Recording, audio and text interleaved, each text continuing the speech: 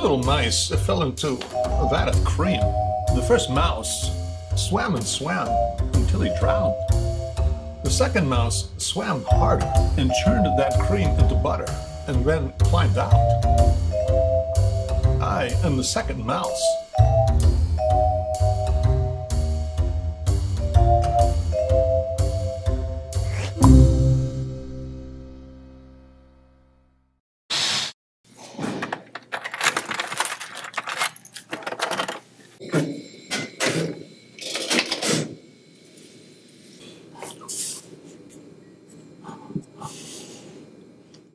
A lot of people work for themselves, I think at some point realize that for their current employer, they're a pain in the ass.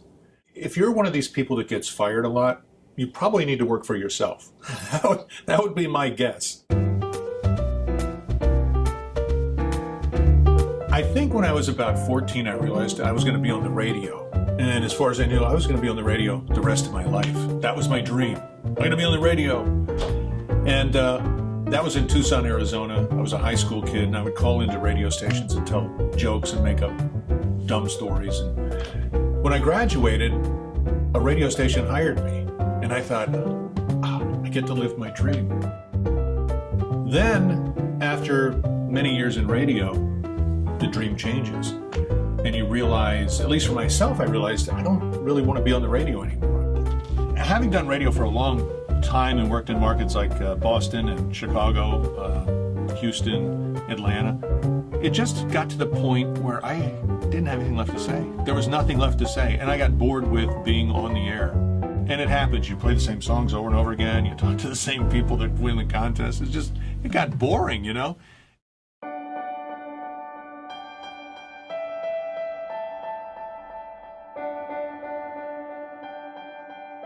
I remember I was in a situation that I wasn't happy, and mentally it wasn't healthy.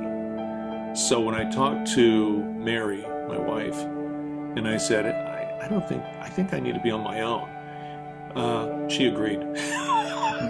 so, you know, that sort of tells you right there when your wife says, I agree, you need to be on your own. There's a couple ways you can take that. I'll take it the positive way, and then she wants me to be happy and grow. There's 12 times each year where the fear factor really creeps up, and that's at the beginning of each month, because everything starts fresh then. And I mean, it's crazy to think that every month you're starting fresh. So getting over that fear is sort of exciting, because you walk in and you know it's all on you. Whatever your month is going to be or your year is going to be, it's on you. And in some ways it scares the hell out of me, but in other ways it really motivates me, because I enjoy what I do. I enjoy all the stuff that I've been able to acquire to run my business. And so that fear, I find it sort of motivating. Well, very motivating. I'd like to keep my stuff. It's one thing to have the dream of wanting to be in radio or wanting to be a voiceover person, but wanting to be successful was the unsaid part of the dream. I want to be successful. How am I going to do that? I have a coach would tell me, this one particular coach would tell me, do this, this, this, this, this. And I did this, this, this, this, this. And then I put a demo together and I sent it off to an agency, and I got a phone call back and they said, hey, you sound great, but you sound like everybody else. I missed the point that you got to be yourself. I've worked for people my whole life, and so to work for myself was sort of like an odd thing.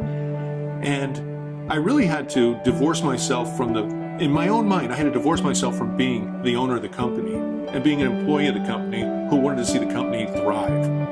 And it's a mind game. Whatever mind game works, that worked for me. And so when I divorced myself as the owner of the company in mind, for some reason it took a little bit of pressure off in some areas, even though it was just a mental game. But for myself, I'm a great employee.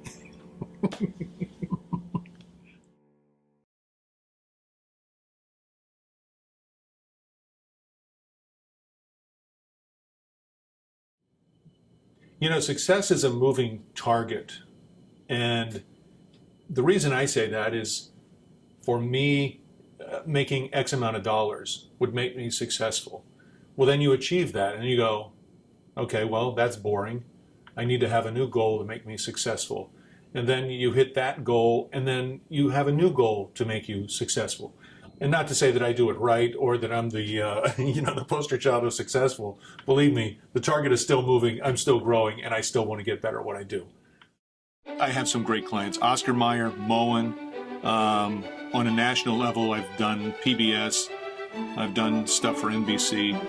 So I've been lucky in who I've been able to work with. It's been really great. Who knew? Who knew a kid from, Tucson, Arizona would be able to have a career like I've been able to have? Reflecting on the fear of failure, for me, I had to make sure that it didn't keep me from moving forward. The milestones that I've achieved for creating my business and growing the business, I mean, I couldn't imagine that this thing would ever have been this successful.